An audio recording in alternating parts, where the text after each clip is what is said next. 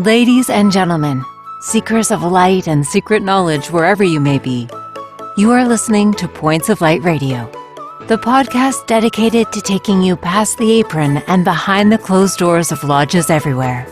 And here is your host, Stan Miller. Greetings, brothers and sisters. Shalom. Assalamu alaikum. It's wonderful to be back with you here on Points of Light Radio. How are you feeling about the journey so far? I personally, I'm really enjoying this journey of light and knowledge with you. And in today's segment of Points of Light Radio, we're going to continue that journey. And it's a double honor actually to bring this to you because, we don't often feature organizations. Actually, I don't even think we've ever featured an organization here that's designed for our young people, right? The future, right, of these organizations. And the organization we're covering today is Job's Daughters. Just to give you some insight, Job's Daughters International, or Jobies as they call themselves, is a Masonic affiliated youth organization for young girls aged 10 to 20. Job's Daughters was founded as the Order of Job's Daughters in Omaha, Nebraska on October 20th, 1920. Right. At one time, you had to be the child of a free and accepted Mason. However, that is no longer a prerequisite for membership in Job's Daughters or their younger affiliate called the Rainbow Girls. And I'm only encapsulating here. There's probably a lot more to this organization. And here to shed light on Job's Daughters is Sara Rose Schnabel. Mrs. Schnabel is an advisor to Job's Daughters. Like I said, it's an honor to bring you guys this because, like I said, it's an honor to shed light on an organization just designed for our young people. So let's go talk to Mrs. Schnabel. But are you still thirsty for knowledge? Are you still searching for the light? Then just trim your lamp and follow me. Hey, Sara Rose Schnabel. Welcome to Points of Light Radio. Thank you for having me, Stan. You are a member of Job's Daughters. Why don't you tell my listeners and viewers about yourself? Well, actually, I am an advisor of Job's Daughters. I was actually a Rainbow Girl. My daughter is in Jobies. Oh. So she is an awesome kid, and it's an amazing organization for young ladies from 10 to 20. Okay.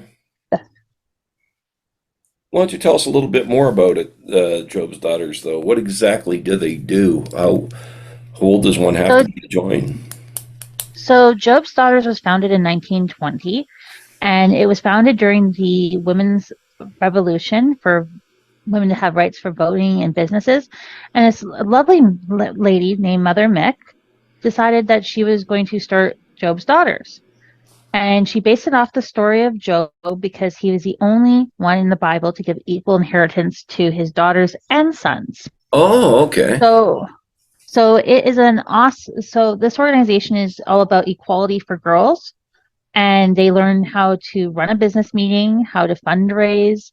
They host fun activities for themselves.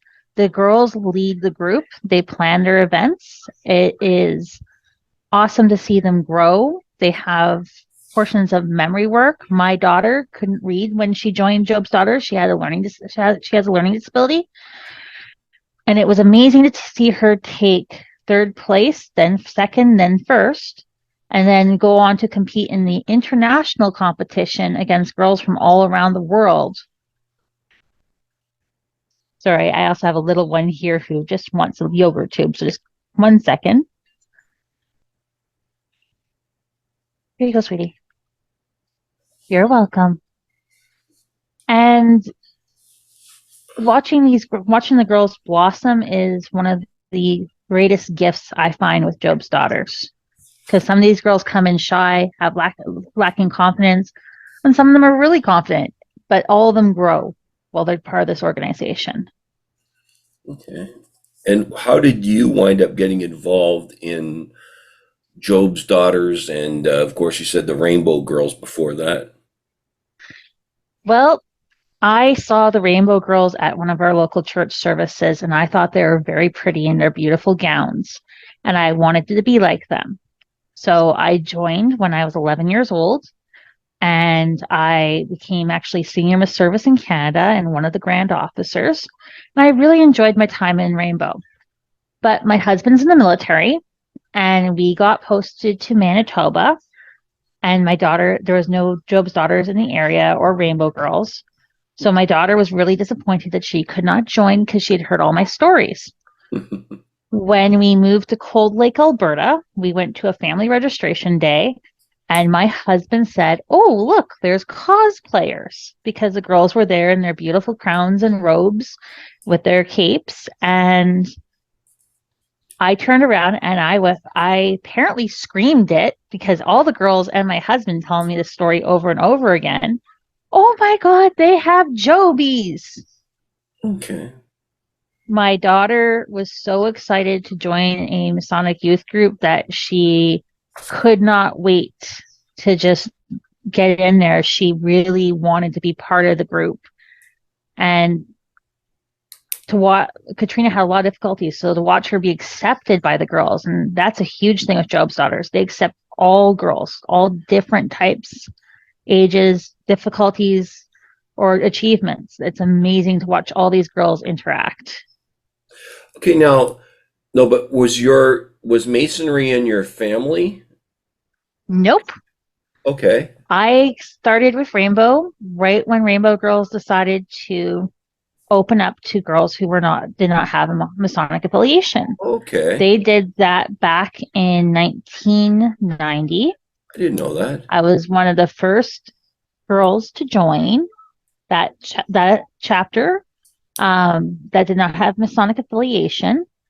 However, and I will say this very strongly, my husband is now a Mason. Good. And the only reason my husband is a Mason is because he went to the Rainbow Girl ball with me and met the DMLA, which is our boys' youth group, and several advisors. And he said, "Well, you know what? I really like these guys. They're pretty cool. I think I want to be a Mason one day." And when we were posted to Manitoba, he achieved becoming a entered apprentice and moved on to get his master's here in Cold Lake, Alberta. So yeah, if I hadn't dragged him as my date to the ball, he would never have become a Mason. And I know several Rainbow Girls and Jobies that husbands have become Masons because of their affiliation with the organizations. So are you in the Masons now, like Eastern Star, I guess it's called, things like that? I am a member of Primrose Chapter for Eastern Star. And interestingly enough, We're going to have to talk about them. I do want it one day. Promise me that. Interestingly enough, I joined right when Star opened up that they would accept any Rainbow Girls or Job's Daughters without Masonic affiliation that had been in the organization for at least 3 years. So I joined Star with that as my entrance. Okay. Okay. And now let's discuss the mission. The mission is to create confident young women and respect tradition and shape the future. So how exactly do you do this? Well, firstly, we give the girls responsibilities. Okay. Every girl has their own responsibility within the chapter, whether it's setting it up, whether it's helping plan events. The girls decide who does what, and they're very democratic about it. Not if there's a sucky job, not everyone gets stuck with the sucky job each time. And by giving them those organizational skills and advising them, maybe this person might be better at this job or stuff like that, where they go and they decide themselves. Sorry, I just lost my train of thought. Um, watching them take on these small tasks starts building up their confidence, and they'll start with just figuring out where the stuff goes in the room. Okay, then the next time they're teaching someone where everything goes. And then the time after that, they're starting to learn how to plan or how to budget for an event. And when they succeed, they are so pumped, like jumping up for joy and watching their efforts actually come to fruition. That helps them become better leaders. And also dealing with just each other. They're teenage girls. They're hormonal. They're changing. Having a place where they can go, where they're accepted for who they are, bumps, warts, everything and all, tantrums and smiles and crying and sharing a celebration. It's a unique organization in that way. Sounds it, yeah. Now, you say your members grow alongside their peers and find their voice in a safe and supportive environment. Now, how do you create that safe and supportive environment? Well, first off, I'm going to say no adult advisor is perfect. We all have our own issues, and what we have to really do is put them aside and go for the benefit of the girls. If we're there and we're listening to them and we're hearing their voices, that's, I think, what makes the best advisor. Because if you go in and you tell the girls, this is the way it's going to be done, and this is how we're going to do it, they're not going to grow. So giving that nurturing environment where you actually sit and listen to these kids. They're not listened to every day. They're not listened to by their teachers sometimes. They're not listened to by their coaches, or unfortunately, sometimes even their parents just are so busy they can't listen. Having that advisor that will sit with you and listen to what you have to say gives them, it makes them better leaders. Leading from the front, showing them by example. Excellent. But not every adult's perfect, and sometimes we screw up. Okay. Well, let's talk about the Hearing Improvement Kids Endowment Fund, Hike Fund. So every year our girls do a fundraiser. Every Bethel, which is what we call our meeting place, Okay. does a annual fundraiser or semi-annual fundraiser where we raise money for the Hearing Impaired Endowment Fund. And that money has been able to supply thousands of children with hearing devices that families would not have been able to afford them. Another thing that the girls do is we do teach them some sign language. They sign most of their songs. Excellent. And we even go a little bit further sometimes with the sign language, where we have some girls who are proficient enough to sign throughout the entire meeting. We actually have some girls that have hearing impairments within Alberta. So it's awesome to see them be able to go there and be able to sign and be understood. Our girls don't just help the Hearing Impaired Endowment Fund, they also help their local organizations. Like Bethel 13 went and helped at a shelter for animals and was volunteering their time there. Like, these girls are active in their communities. Not well known, but they're active. Yeah. Well, we'll see if we can't change that today. We'll get them out there. So, are there degrees to Job's daughters? And if so, what are they? So the girls don't have degrees, but they do have proficiencies. Oh, So okay, let me rephrase that. The girls, during their initiation, have the story of Job that they go through. However, they do not have to prove up every time. They have to do their proficiency test, which is basically just a memorization of the rules of Job's daughters, where they stand in front of their Bethel and they say what they know. okay. Which I can't say during this blog, because that is something that's special to the girls. Good. So how's the organization doing membership-wise?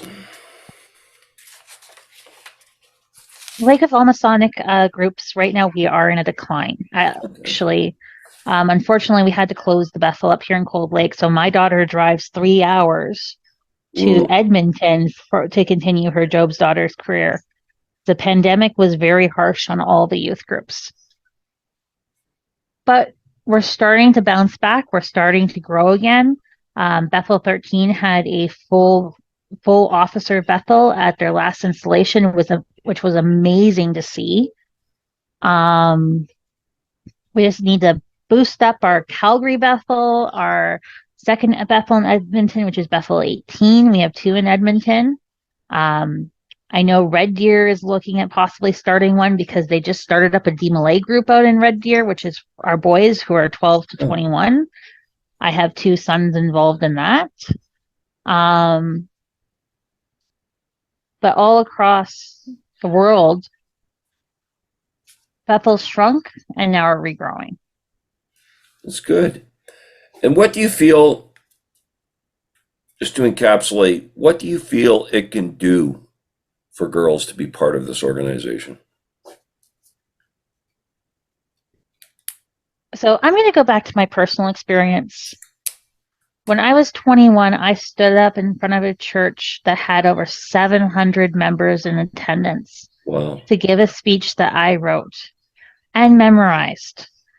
And I had the confidence to stand up in front of that crowd and give my speech only because I had had the practice I had learned through Rainbow.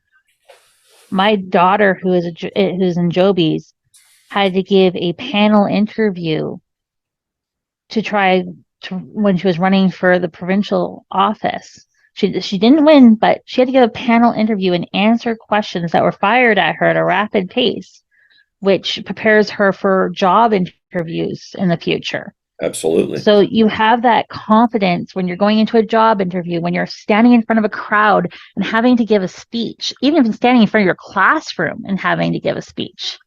We had one girl who was so anxious about her assignment that we had her give it to the girls in the Bethel. Hey, come take your assignment. Well, you know what? We're going to look over it here. You're going to tell us what your assignment is. And with that practice, she actually had the confidence to stand up in front of her class. And she got an A, and we were all so proud of her when we celebrated that. So I think that I think this organization gives girls so many tools in their toolboxes to move forward and Exactly. become female leaders in their community. And if not female leaders, just to help them with future job prospects and what they can do with their lives. Well, ma'am, I appreciate your time today and all the best to you and Job's Daughters. Thank you very much. Have yourself a Have a great great day, Stan. Sara Schnabel, brothers and sisters, shedding some light on Job's Daughters International. This sounds like such a fun and entertaining organization for our young people, but it also sounds like an organization where these young people can go and not only have a lot of fun, but learn while they're having fun. Right? It's a place that provides them good, solid examples as well. Sometimes mentorship and examples for our young is in many ways sadly lacking today. And Job's Daughter sounds like a place where they're getting that kind of mentorship and examples. Right? I love how Sara talks about how the girls grow in confidence and develop skills, all while having a good time, right? And I think that's important, giving them tasks to do as well so that they learn, right? Right. So this is great, right? And I think one of the big things that I really took away from this, it used to be that one had to be the child of a Mason to join. Her father joined, like this little girl's father joined partly because of her involvement in Job's Daughters. I mean, That's wonderful today. And that's wonderful. These organizations really do a lot, right? These organizations for children. And I do think, and it's something I guess we'll have to look at in a feature segment of Points of Light Radio, right? Is it not time to build or rebuild some of the young people's organizations that used to be affiliated with Odd Fellowship, the Orange Lodge, and so on? Is it not time? Right? This is an organization that's suffering a tiny bit, and I hope we've done something today to rebuild its profile so that it does become an option for, right, for younger people looking at a club to join or some organization to join. And we'll definitely have to have Sara back here to talk about the Eastern Star, because I've been trying to get an interview with the Eastern Star for almost as long as this podcast has been in existence. But I'm afraid that's all I have time for today. I do have another interview I have to go to as soon as I close out here. But before I go, I want to remind you that this podcast is available on both YouTube and Spreaker. Please share, like, and subscribe when viewing Points of Light Radio on YouTube. You can follow Points of Light Radio on my Facebook page at facebook.com/Points of Light Radio. You can see the link to my Twitter handle at PO Light Radio. You can see the link to my Spotify channel, as well as my Points of Light Radio store. But brothers and sisters, as always, it's been a pleasure fellowshipping with you and our guest today. But until we meet again, just step into the light.